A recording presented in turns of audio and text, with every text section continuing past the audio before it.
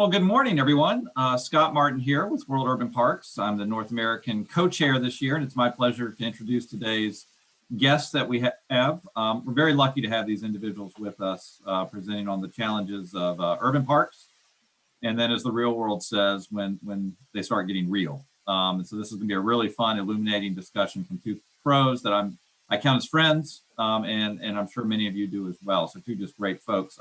We'll do a couple introductory slides, and then we'll jump into the presentation. First, you are attending, if you did not know, a World Urban Parks webinar.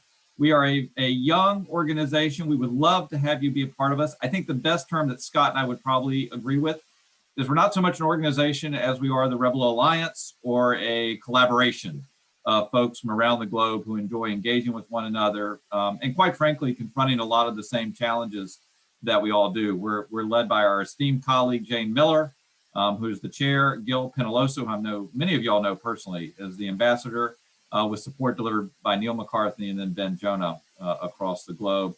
And we're really about sharing ideas, sharing lessons, sharing mistakes, and acknowledging that a lot of the challenges we all deal with are the same, regardless if you're in Australia, Joburg, or Europe, or the parks that we're going to hear from today. The North American representation is kind of mapped out here across our diverse communities. And this just isn't an organization for the New Yorks and the Chicagos. Most urban residents live in communities of 1 million people or less. So don't think if you're on board and listening to this call that you're not in LA or Miami, that this isn't for you. It is. There are a lot of commonalities and similarities. So we encourage you to think about joining us. If you want more information, follow us on any of these tweeters and the Facebookers and the LinkedIners and all this sort of stuff as well. We'd love to have you be a part of us. Today, we're hearing from two executives with tremendous track records for taking the stuff from parks out of the ethosphere of words and turning it into landscapes people can visit. First, join us will be, I'll reverse it, is Scott Stewart. Scott's the executive director of the Millennium Park Foundation presently. Before that, he was director of the Lurie Gardens, a portion of it. And I think most interesting about Scott, where he started his career, is apparently he was involved with panther work in Florida and has a diverse experience there with his PhD from Florida as well. Joining Scott today will be a dear friend of mine, Tom Smart. I know you'll love hearing from Tom. Tom has been at the front line of most of the exciting urban landscape projects, at least in the eastern part of the United States over the last 20 years.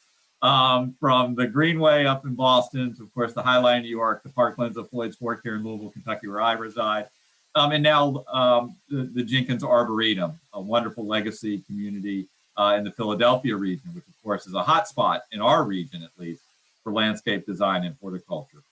Very lucky to have these folks here. I'm going to shut the heck up. They're going to talk to you and show you great slides and great stuff. And then we're going to do Q&As afterwards. So please do take advantage of the Q&A function or the chat function if they say something interesting that you want to pose. And we will certainly get back to it at the end of their talk. This talk will go for about an hour. I think these cats are going to talk to us for probably about 40 or 50 minutes-ish, and leaving plenty of time for dialogue, maybe even a little bit more hint, afterwards, because that's where the exchange happens. So with no further ado, I will turn it over to Dr. Scott, or Mr. Tom, however you all want to take it. All right, thanks, Scott. Let me just switch screens here. All right, everybody should be seeing the same slide Scott just had up. Thank you, Scott, for that introduction.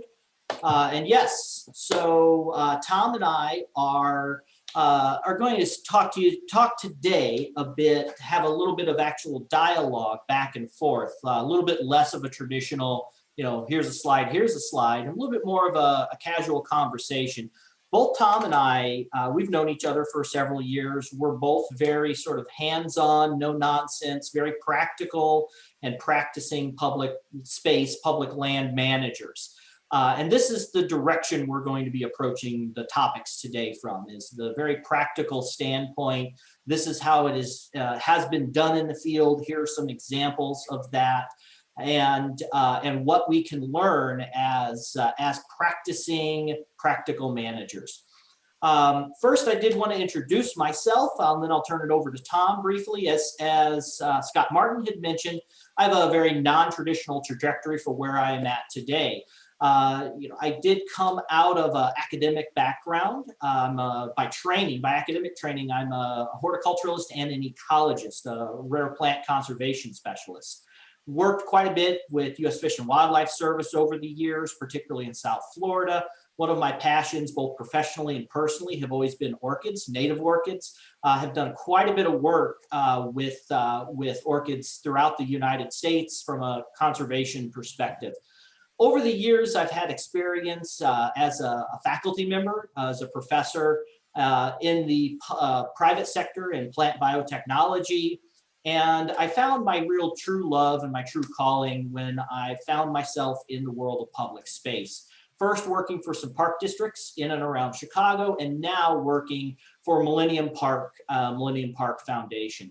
My first introduction to Millennium Park was actually as director of Lurie Garden, the Pete Uldoff GGN designed public garden in Millennium Park. Now, and we'll talk a bit more about this in a moment. Now, my perspective is much broader of all of Millennium Park, the culture and the arts that are Millennium Park, that make Millennium Park happen. But like I said, we'll get into some of that in a bit.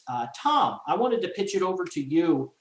Give yourself a little bit of an introduction here. Yeah, thank you. And this is a pleasure to be speaking with you, Scott. And thank you, Scott Martin, for doing introduction. As Scott Martin mentioned, I've done a lot of bouncing around. I like to think of it as, I enjoy in horticulture in the field, in this field, it's fun to be able to do a variety of different things. And I've been very, very fortunate to be trusted and allowed to work in some really interesting projects. My background is in horticulture. I've been working in horticulture, landscape design and management for a long time. And so I've been really fortunate for that. If you could flip to the next slide. Think is that you? Yeah, so I have a background in sort of environmental things, and maybe I think, Scott, yes, sorry, trying to figure this out. I think I'm going to jump in the next piece. So as Scott Martin mentioned, I've worked in a lot of different kinds of places, and I think what's really interesting is a lot of these places have sort of a balance of the environment and horticulture, and looking at sort of beauty and the environment, but much more with a naturalistic background. My undergraduate degree was in environmental studies, and then I later on went and did a master's in urban horticulture out in Seattle, Washington, University of Washington there, great alma mater, great university. And I feel very fortunate that I've been able to work on some interesting projects and employ sort of uniqueness. And I've been speaking for several years on sort of what these sort of different parks and different park styles are. We're going to be talking about that today. And as I mentioned, the environmental movement, and I always like to think about the environmental movement. A lot's been done. We think about the environmental movement, but what's really interesting is that Central Park was really sort of one established before here in the United States, that national parks were established.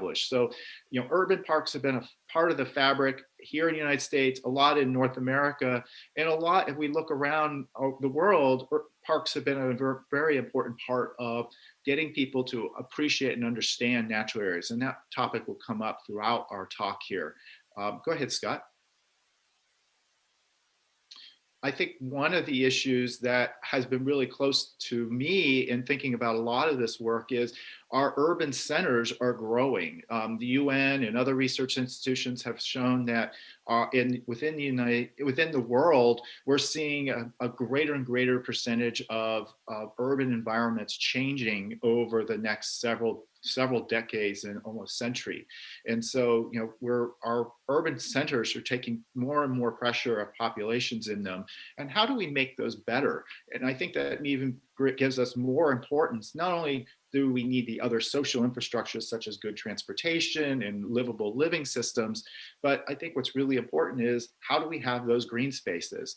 And I think early on, one of the most important green spaces that were ever built, if we go to the next slide, which is sort of this Central Park. And I'm going to talk a little bit about that in a minute. No, you can go back to that slide. Sorry, Scott. Trying to remember these slides in order. And but I think this slide, I really wanted to talk about where do we find those urban parks? And we think about our world, we think about them expanding rapidly. And this has been sort of my thesis, is thinking, we have sort of 4 areas we think about where our urban parks are. We have our historic parks, or our established parks, that really we need to maintain and restore if they're not. And there's been a lot of success in seeing different parks around the world being restored and brought back to their great glory. How do we work with reimagining abandoned relics, if you will, be a lot of sort of industrial spaces, and we've seen this around the world done. Probably the most famous is the High Line, but this has been done in a variety of imaginative ways. What are the sort of development opportunities? And Scott's going to talk about Millennium Park a little bit, about how they took a great development opportunity and created a great green space. And then the project that Scott Martin and I once worked on is in Louisville, Kentucky, how you plan ahead of the growth of the green space. Because once the land is developed, it can't become green space again very easily. So I think that's really great. And then you can go to the next slide, Scott, which is Central Park. Central Park is definitely a great example. A lot of us from around the world point to it. A lot of it was designed and built even before a lot of the city had grown around it. But see how important that park is today. If the early leaders didn't think about establishing that space before all of that was built, you wouldn't be bulldozing down a lot of these buildings today to make such a dramatic green space. And this is right in the heart of Manhattan. It's about, I think it roughly around almost 800 acres of space there, and it's significant in its establishment. And it went into disruin. It had to be saved in the 80s and 90s. It had to be brought back to its glory, and it's quite glorious today. And it's actually today operated by a nonprofit, which is in partnership with the city of New York, who owns the park as part of the park space. But when we look at the next slide, Frederick Law Olmsted's often been pointed to as a father of landscape architecture, but I think he really hit this on the head, that we need to look at these spaces very intentionally. We need to look at our design very intentionally. And those of you who are designers out there, I think that's really important. And I think that's what the profession is really trying to do all the time, is how we be intentional about making great functional spaces. As an operator and as a manager, and this is what Stewart and I are going to talk a lot about, is how do we maintain these spaces and keep them in good shape.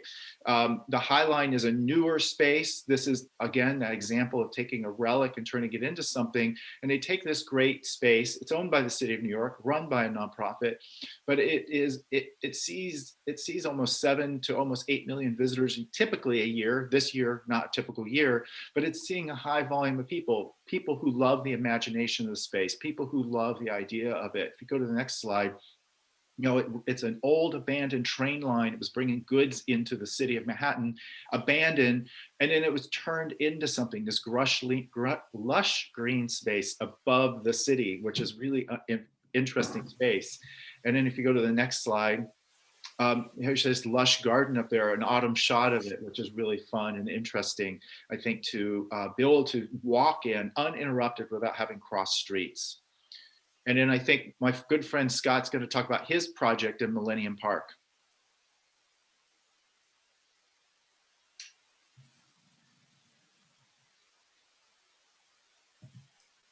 Sorry about that, everyone. Yes, thanks, Tom, for mentioning the High Line. We certainly all look to the High Line as one of those, as well as Central Park, as one of those sort of prime examples of a public space that offers so much to the community, but then also really on a national and international level when it comes to arts and culture, when it comes to design, when it comes to beautiful gardens, and places of respite and rest. I count, and yeah, I might be a bit biased, but I count Millennium Park among those same public spaces.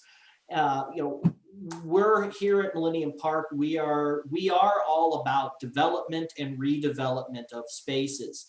Millennium Park, for those of you who aren't aware, actually is a 24.5 acre park in the heart of downtown Chicago in Illinois. It is built on top of and is in essence a 24.5-acre green roof, or a 24.5-acre rooftop park. Below the park is 2,500 parking spaces, a commuter train station, and two commuter train lines that service the south and southwest or southeast portions of Chicago. The history around Millennium Park is that it's always been a transportation hub. It used to be the Illinois Central Railroad. I always say the end of the line for materials coming into Chicago, the beginning of the line for finished goods coming out of Chicago. And the park still serves as that transportation center for downtown Chicago, but it is wrapped in arts and culture of the highest caliber, of the sort of an uncompromising quality for the people of Chicago, for as an example, really to the world of what urban central, urban core public spaces can really be all about.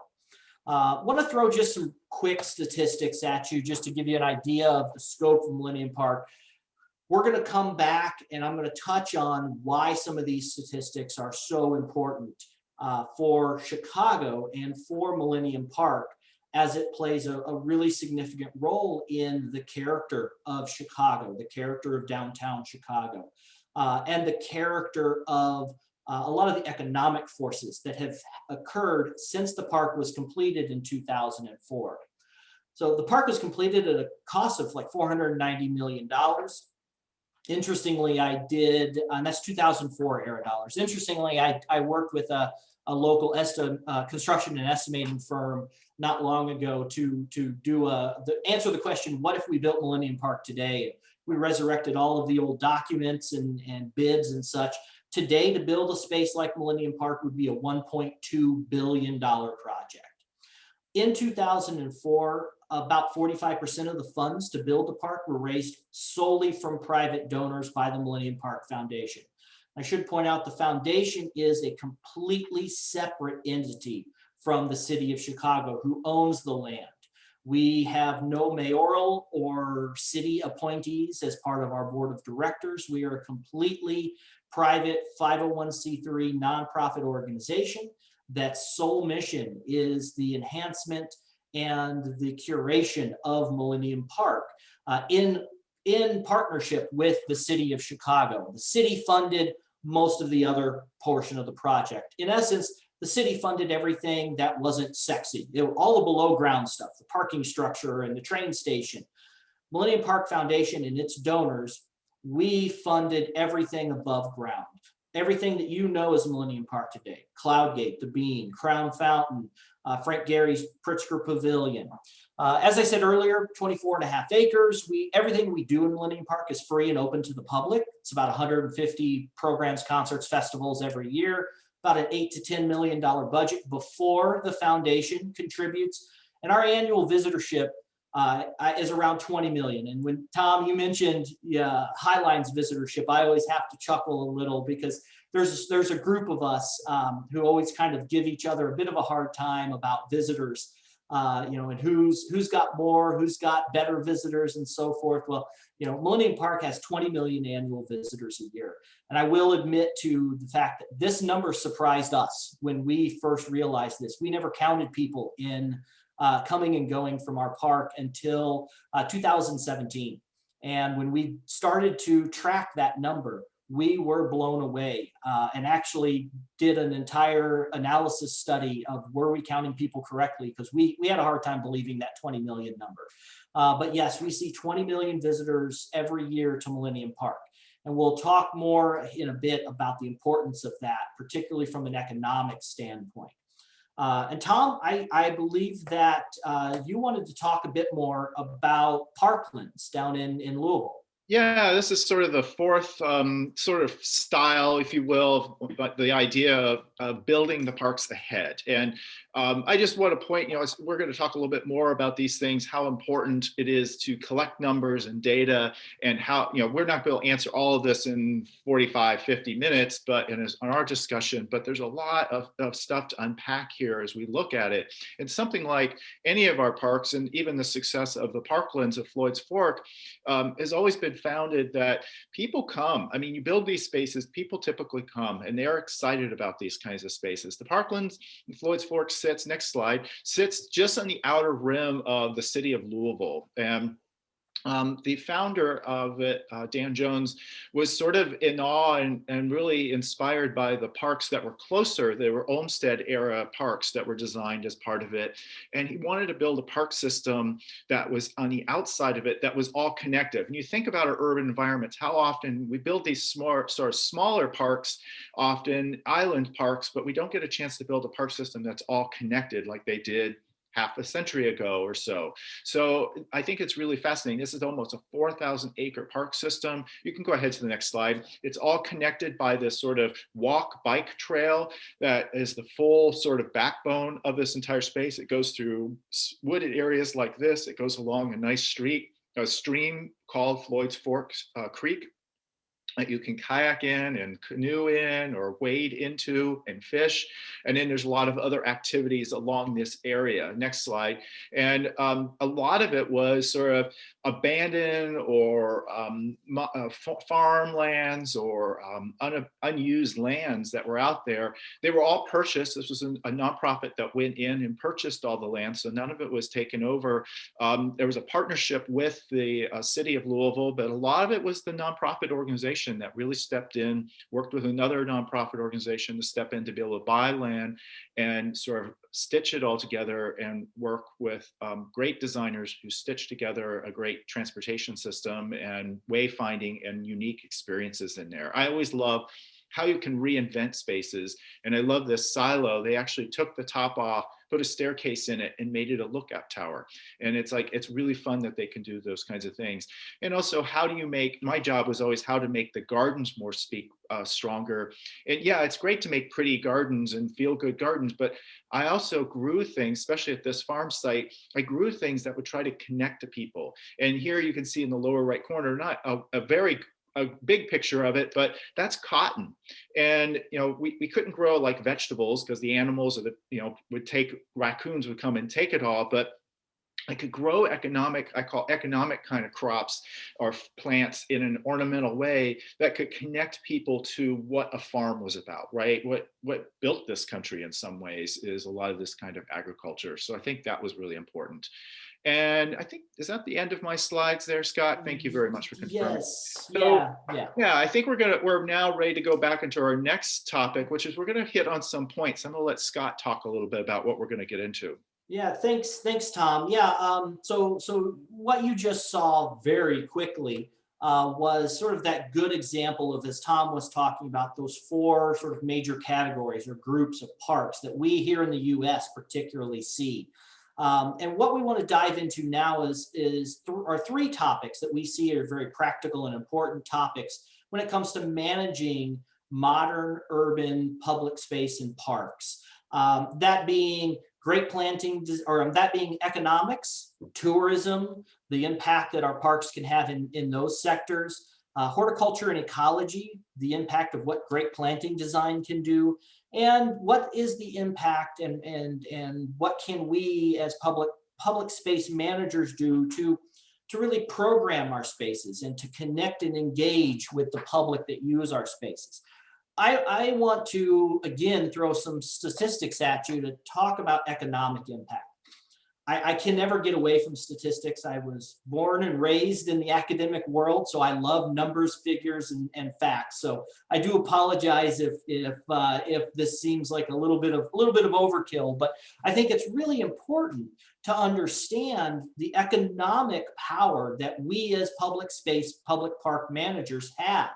As nonprofits that work in public space, as municipal city representatives that work with public space, as park districts, we have a tremendous designers that work in public sphere. We have a tremendous economic opportunity in what I see as kind of four major buckets: the tourism economy, the development economy, residential and commercial development primarily is what I'm thinking of here, the arts and culture economy, and the ecological economy. And we'll dive a little deeper into that ecological economy. Tom and I will here in just a bit. And looking just at Millennium Park as one example, we know we've been able to quantify in Chicago that in our central business district, which we call the Loop, in our central business district, the tourism economy generates $2.8 billion a year, give or take. We know that Millennium Park plays a very central role in that tourism economy. Because you're on next time you're on a plane, when we can be on planes again, and you look at a tourism magazine that has a story of Chicago, what do you see? Usually a picture of Cloudgate or the Bean. Millennium Park, because of the way its art and architecture, because of the way its programs have been developed and are marketed and are loved by Chicagoans, we contribute significantly to that $2.8 billion direct spending economy in our central business district. We also know that approximately $200 million in annual tax revenue just from the tourism economy is a result of Millennium Park. We've seen tremendous increases in tourism in Chicago pre versus post Millennium Park. So Millennium Park opened in 2004. As of 2019, the latest tourism numbers that we have, we've seen a 48% increase in tourism in Chicago. That's not all due to Millennium Park, but again, Millennium Park plays an incredibly central role. Development economy, residential, commercial development. If you were to look at a picture of Millennium Park during construction, say around the year 2000, it would be hard for non-Chicagoans to recognize the skyline of Chicago that surrounds the park as it stands today versus in 2000.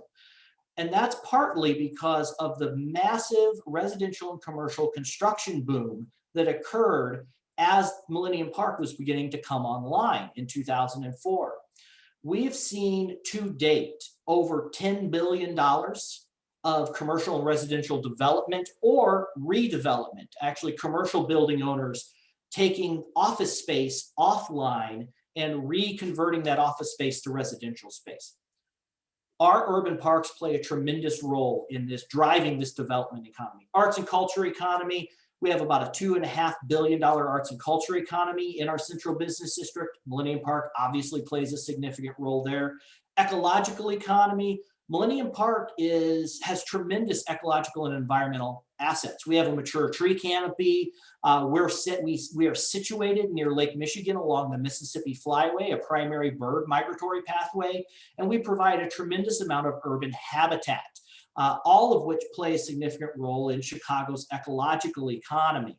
And it's not just Chicago, and it's not just Millennium Park where these sort of economic forces are at play. I think Tom can speak really well to some examples, particularly from some of his experience in New York and Boston. Yeah, thanks. I don't have the great statistics anymore as I used to on some of these things. I've been away from them. But when I worked to speak to what some of the things that Scott mentioned was, when I worked for the Rose Kennedy Greenway, which is on top of what we call the Big Dig in Boston. It was putting the highway underground. And instead of topping it with a bunch of buildings, they topped it with a park space. And what's exciting about that is, it was happening right around that 2008 period. Now that was an economic downturn, but what was also happening is you saw people moving into the city.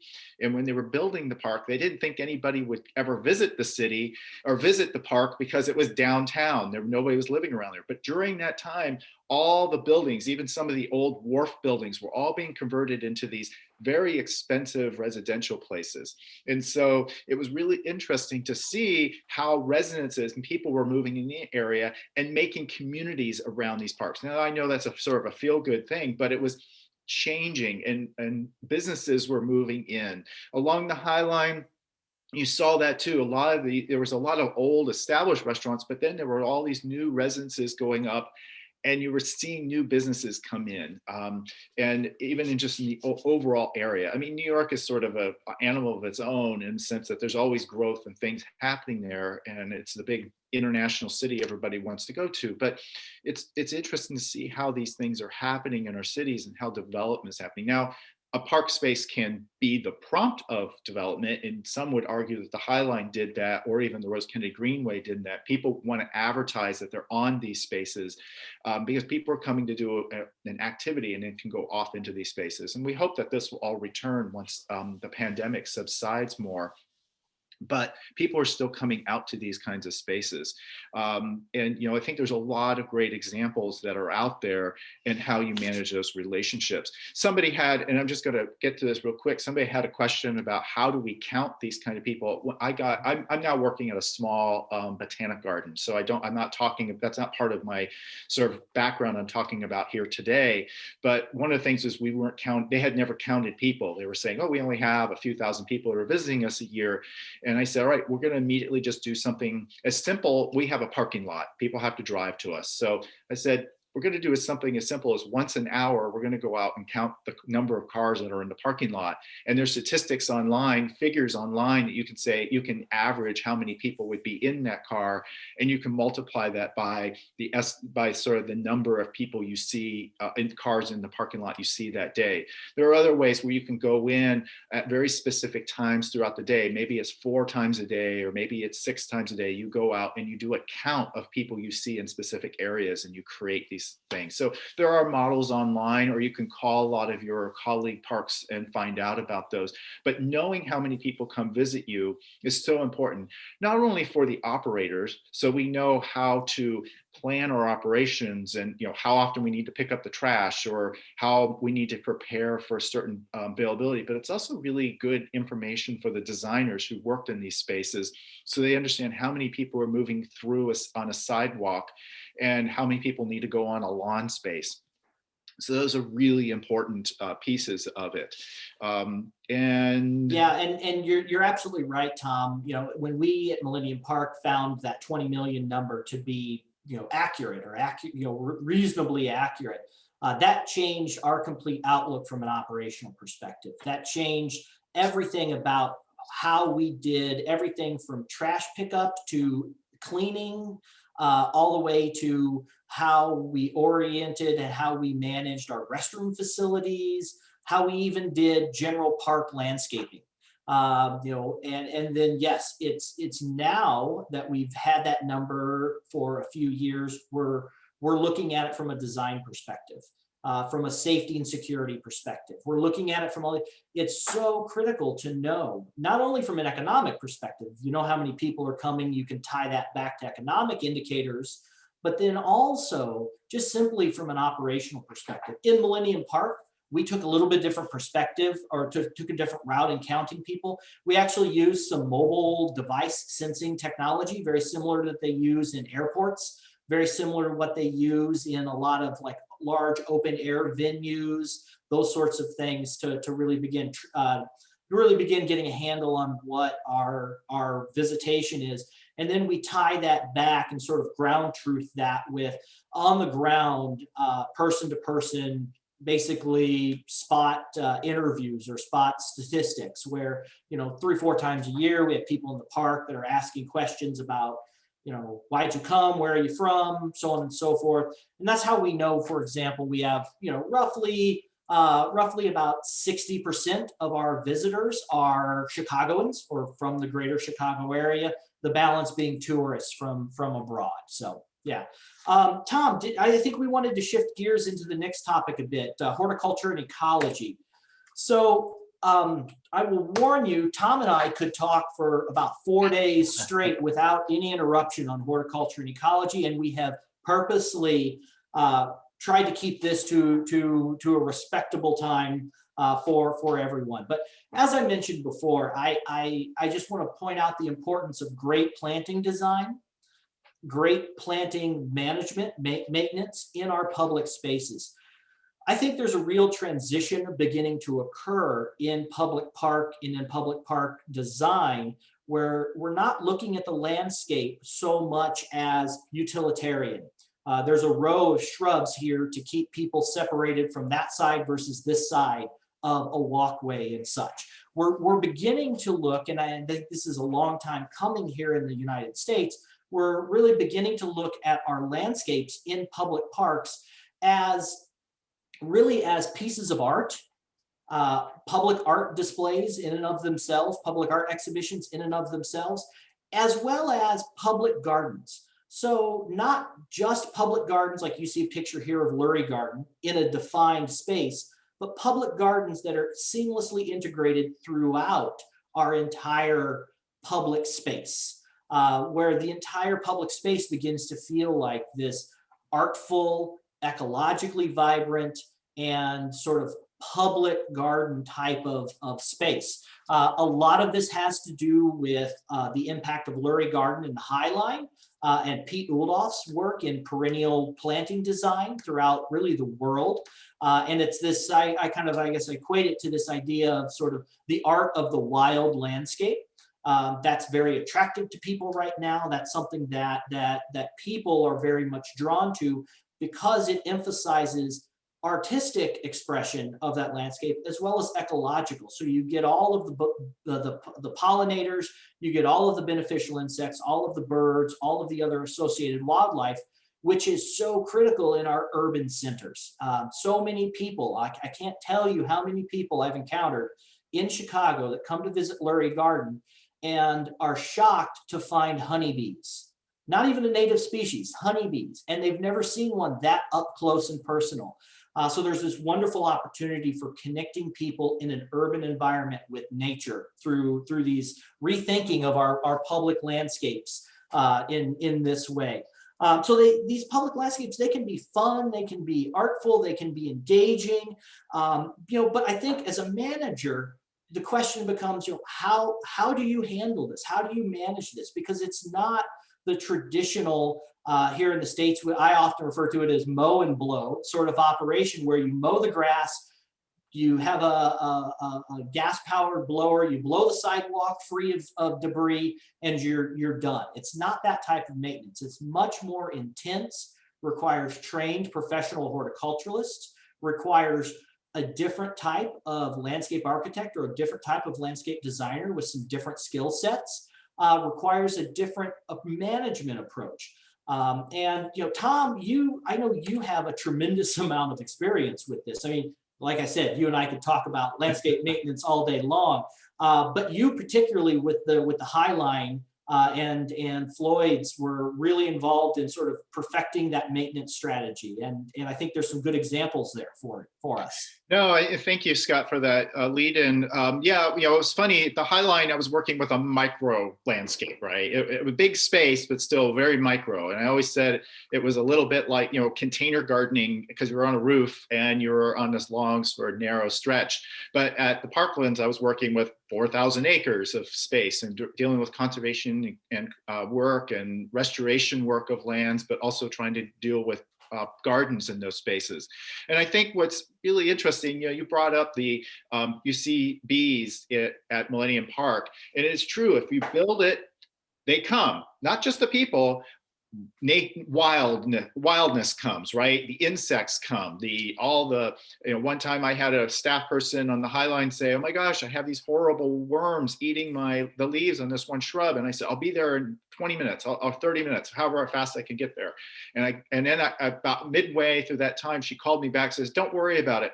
There are wasps coming and picking up all the worms and taking them away, right? And it was just part of the ecology web that we talk about. And these critters show up, and that's how I like to talk about it. There's a great speaker here in the United States, Doug Tallamy, who talks a lot about ecology networks and how we need to do this in our home yards as well as broader. And so one of the things I think has been really important in a lot of my work is I've really tried to strive on ecological landscape management. And what does that mean? That means how do we be sensitive to the landscape without creating undue harm? And a lot of times, formal landscapes are great. They have a cultural purpose, especially if they're very established or something that we're trying to have a cultural identity. But I think as we look at newer landscapes or as we work with our landscapes, how do we allow for the opportunity for our landscapes to have a little bit more breathing and be habitat for critters, right? And I think people really get excited about that when they can see habitat happening. They can see the honeybees, they can see the butterflies fluttering around, they can see birds feeding. And how do we put the inputs? Because a lot of the chemicals and practices we do may disregard those things happening and allowing those cycles to continue. I've done a lot at the Rose Kennedy Greenway and the High Line. We manage those landscapes organically. We used compost tea and organics on it.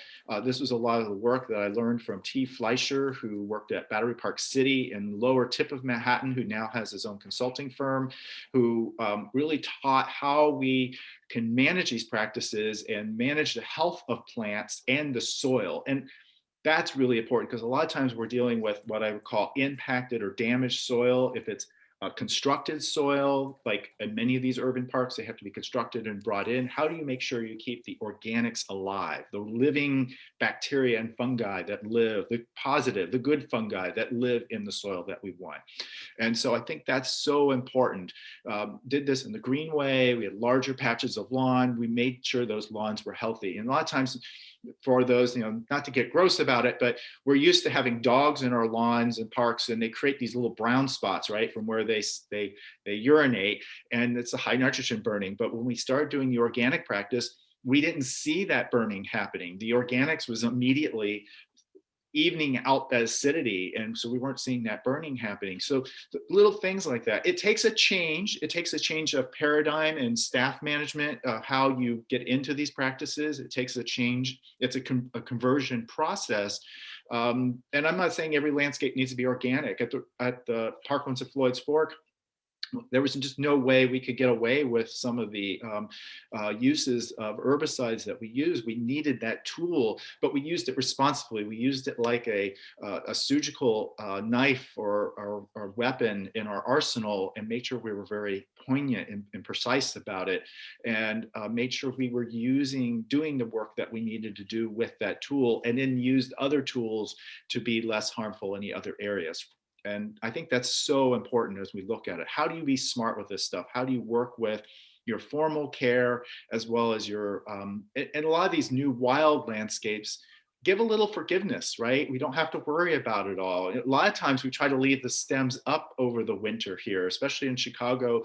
I know you're trying to leave them up at the High Line. We even went as so far as if the stem broke off, we poke a hole in the ground and put the stem back in so that we didn't lose that hole in the landscape. We didn't deadhead all the time unless we desperately needed to. So really trying to manage that landscape so you're creating it. And there's so much depth here, but I want to move on for us to go into the next piece, which we've sort of touched on, people getting excited about landscapes, but how do you engage people on that? And a lot of times, if you have a beautiful landscape, people sort of passively get excited about it, right? You can put a few signs out there. A lot of places have been starting to experiment. Sometimes with these beautiful artistic landscapes, we don't want to put any signage in it. Well, it doesn't mean it has to be a big billboard sign. It could be more subtle signs. It could be pop-up signs when something really interesting is blooming that could go out there. And how do you engage people to sort of see what's around them? I think in our world, we're so fast paced and we're looking through things, but how can we do things that get people to look and observe? And even though a phone may be a little annoying and we want to get people away from them, but sometimes we can use this tool to get people to observe. Everybody loves their cameras on their phone. And maybe they want to stop and take pictures of those great plants, or they want to take, maybe they want to use social media, which not only helps with marketing of the space, but it gets a chance to show people, probably one of the more annoying things is people always want to step in the garden beds and take pictures of themselves in it. But we want to create that awe, right? It comes back to great garden design, but we want people to smile and enjoy these spaces and have genuine experiences with it. And how, yes, we can create events around these things. I'm going to let Scott talk about that here in just a second, but how do you create the observational moments, maybe the simple little pamphlet that you pick up, or maybe it's something you look up online. Maybe there's a nice book that gets written. Books are a little harder nowadays, but how do you get that information out there in a way that piques people's curiosity and interest. And Scott, why don't you talk about the events, because you have a lot of experience. Yeah, no, absolutely. And Tom, you make some really good points about the landscape and getting people engaged around the landscape. And you know, one of the tools that at Millennium Park we've used, and I think relatively successfully, to do that, to bring specific attention to our landscape and get people engaged, as much as it makes me cringe to say, have those Instagrammable moments in the landscape. I mean, that makes me cringe from a artistic curation standpoint, but it's very effective in thinking about our landscapes. We really look at our landscapes as public art. We look at them as, yes, ecological, yes, beautiful, but we also look at them in the way that you would develop, you know, commission, develop, install, curate a piece of public art. And that different perspective influences, you know, management, influences maintenance, influences all of these things, and it creates a different level and a different narrative around these public spaces. And I think that's really a really critical thing. It's, you know, also a narrative around a lot of our public spaces, I think, are there these events, these programs. These are what bring a lot of the people to our public spaces in active ways. The landscape may be passive, it may be active, but the active programs are really critical to the success of our public spaces.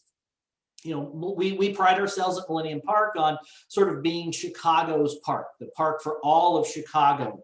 And so the expectation is that when there is a performance, when there's an event or an activity in the park, that every Chicagoan should be able to come to this free open park and see themselves, see their heritage, see their neighborhood, see their family in some way reflected in some of the programming. Now, obviously not every program is going to accomplish that, but programming taken across a year, that's our goal, is to have Chicago see itself in the programming that occurs in Millennium Park. As I said earlier, everything we do in Millennium Park is free. So what we've done is remove that barrier to entry from the cost perspective. So everything we do in Millennium Park, be it a symphony concert, be it a performance, be it a children's event, all free and open to the public. Public art, all free and open to the public. Everything we do, and that's removed a tremendous barrier to entry for most Chicagoans. And I think that's one of the pieces that's critical. And the reason we're able to do that is because of this very unique partnership between the City of Chicago and Millennium Park Foundation. And again, as designers of public spaces, as managers of public spaces, those of us who represent public spaces, this is something that we all need to keep in mind, is that lowering that bar of entry, lowering that bar of accessibility, to maximize that accessibility should be our objective. We want all of our events in all of our parks to be representative of the cities that we are in, but then also to introduce new and exciting things to the cities that we're in. I feel like Millennium Park does a phenomenal job with that. We're very lucky in Chicago to have the city Department of Cultural Affairs and Special Events, whose job it is to be, as we kind of colloquially say here, the fun department for Chicago. They're the ones that put on all of these major events, not only in Millennium Park, but citywide. We're very lucky to have that in Chicago. You may not. In your respective cities, but it's that idea of maximizing accessibility, lowering entry points, making sure that your city sees itself in those programs. So critical to the success of our public spaces. You know, I think here we're wrapping up in the next couple of minutes, but you know, I think, Tom, you wanted to say a few wrap-up items here. I know I have a brief list, so I'll turn it over to you to go through first. Yeah, and I always like to show this slide. This is a picture of a garden that was in design while I was at the Parklands of Floyds Fork in Louisville, Kentucky. And, you know, I think I think so importantly that, there's a sort of environmental, there's a sort of cultural and human level of this. And maybe this is my touchy-feely message here, but, I think when we have great green spaces that are well designed, that are well managed, people know that. Even if they don't intellectually know that, they know when they walk into a good quality space. But a lot of people, unfortunately, nowadays are disconnected from nature. And to me, nature equates to a healthy environment, a world environment. And I think when people can go into a great urban space, great urban green space, and feel comfortable there, that it allows them to trust and to trust nature and be able to start being inspired and hopefully take the next step into looking at the larger natural spaces, right? Take the next step to then be part of the action of it. So this is my sort of rah, let's think about the world, and let's think about how we continue to think of our world and being a healthier place. But the reality is, all of this takes people, all of this takes collaboration, and all of this takes money to get there. And how do we get everybody to come together? And we've seen in this year, not only just a pandemic where we've all had to overcome, but we've also here in the United States, we've seen a lot of language and work about cultural and Black equality, and how do we make sure that we're connecting with everybody? I'm a middle-aged white guy. That's who I am. But how can I use my power and to better communicate and work with a variety of different groups of people all over our country and all over the world, so that we can do better things about that? Let me turn it over to you, Scott. Yeah, no, absolutely. And it's keeping with the theme of a little bit of warm and fuzzy to wrap us up here. I never want us to lose sight. And this is something I certainly sort of preach to my team at the park, at Millennium Park, is that, our jobs at Millennium Park are not to be, and I think this is our jobs universally in our urban parks, it's not to be the first to do something. It's not necessarily to be the biggest to do something, to spend the most money. Those aren't the goals. Our goals are to be, or should be, to be integrated into our communities, to be looked at as an economic and opportunity developer, to be an arts and culture developer, to be a platform for expression of our communities and individuals and organizations in our communities. I feel like we often, particularly as managers, I find myself so busy with the day-to-day, so busy with satisfying the interests of my board of directors, the city, individual organizations embedded within the park, so on and so forth, that it's easy to lose sight of that. And be it from a landscape perspective, a programming perspective, a general management perspective. And so I just, I always want to take an opportunity to remind us all that we don't need to be the biggest, best, spend the most money, and the first ones to do everything. If we are serving our communities, if our communities look at us and value us, and we know that, and we can understand that, that's where we have been successful. That's when we have been successful. So, and I think you've seen some wonderful examples of that here. Tom and I have talked about that from the manager's perspective a bit. So, I do want to stop here because, again, I think we could talk on for quite a while at this point. But I did want to put out Tom and I's shameless self-promotion slide. But also, Scott Martin, if we still have a few minutes for any questions, anything like that.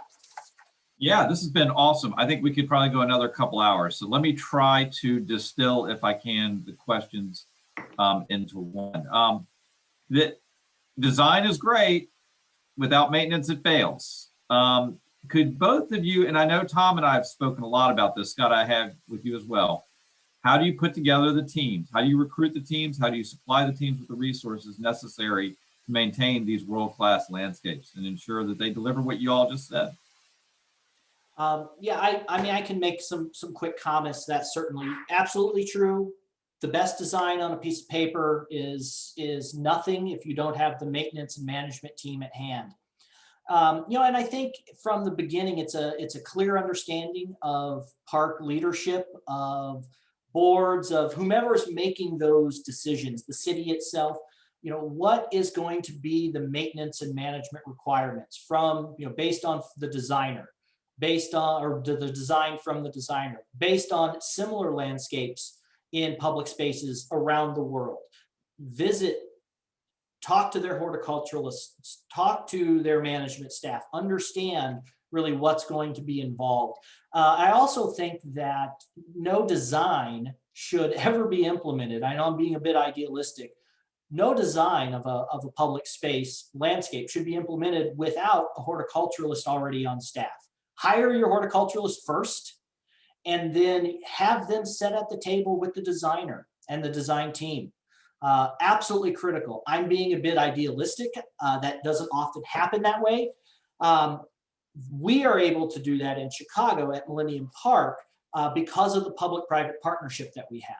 We, the foundation side, is able to bring in that horticultural expertise, to hire that horticulture manager, so to say, to help with the design and to help write the maintenance standards, to help basically design what the horticulture team is going to look like. Tom, I know you've got lots of experience at this, so. No, I totally agree with you. Just to sum, you said it. It's good leadership. Leadership needs to get it and understand that the maintenance needs to be figured out along the way. I think some of the best designers I've ever worked with have always said we need to respect the maintenance of this. I've seen wonderful designers come in, design beautiful parks, had them built, and then they've been abandoned and just look terrible. And these were new parks, and the designers don't want that either. The owners don't want that. So, I worked for a private company. Always said, we're here to protect your investment, and I think that's the way. How do you create the rhetoric? If your leadership isn't on board with it, how do you create the rhetoric for your leadership? And it's not always an easy sell for everybody. They think, "Oh, just build it, then we'll hire the horticulture staff to take care of it." It's like, there's certain decisions that need to be collaboratively made, and it doesn't mean you lose creativity out of that process. But I think that's so critical. And how do you find the right team members? I think it's creative. I find there a few years ago, I was like ready to write the article that nobody wanted to be a horticulturist or a gardener anymore. And fortunately, I think the horticulture programs today are focusing on more ecology and wildlife interactions and relationships within our landscapes. So I feel like the student body that is going through and getting these trainings is getting the right kind of background that we need to be looking at in what I would call environmental horticulture today. But I think it also there's a lot of people out there that are very enthusiastic and just, they need to be trusted. Sometimes I've hired people that had virtually no background, and they've turned out to be terrific staff who just needed some training. So sometimes you got to just be prepared that you may have to train on the job for some people, or they may just need another sort of lift and experience and help, because they're doing things, even if they come out of some these horticulture programs, they still need some direction and help in getting there. And even other kinds of staff, make the jobs reasonable. We had at the Highline, we had a great staff who were doing the custodial and cleaning work, but they were full-time, well-benefited jobs. They were career jobs. And I think we forget that these jobs can be important jobs, and people take pride in the work that they do. And I think that's really important as well. No, absolutely. I'm going to second that comment and that last piece from Tom there, that, I think that often, particularly in the landscape industry, but also just in general in park maintenance and management, we look at certain jobs that are absolutely critical to our spaces as low skilled or no skilled jobs. Every job is a skilled job, because if you have someone who is passionate, who loves the space that they're working in, who loves the job they're doing, loves connecting with park visitors, all of that, those are skills, and those are skills that you cannot necessarily train. Those are skills that are developed from within people. And as you're building your team, those are the people that you need to pay well. Those are the people you need to make sure are comfortable in their positions and are going to be with you for a while. Absolutely, that is absolutely critical. Doesn't matter if we're talking about landscapes or if we're talking about custodial duties throughout the park, security in a park, whatever that might be. We've got time, I think, for one more question, and I'm going to make it mine just because I can. Dictatorship rules. Look, not everyone has the budget of a Millennium Park. Not every park has the budget of the Highline or the Parkland. Guys, what would you give to advice to folks here of building those special moments, the special landscapes that connect when it feels like you don't have enough to do it? What tips have you learned and what encouragement? After you answer that, we may get cut off because we have limits, but we'll post this presentation with books and a playlist and everything else afterwards as well. Yeah, that's a great question, Scott. And I think I almost said it's as simple as, and it's not simple. You have to know your community, know who's coming to your park, work with designers, maintenance folks, whatever, that are willing to take some risk in what they're doing, to be engaging. Work with student designers, work with, have robust internship programs so that, your park is sought after as a place to learn and grow and develop as a professional.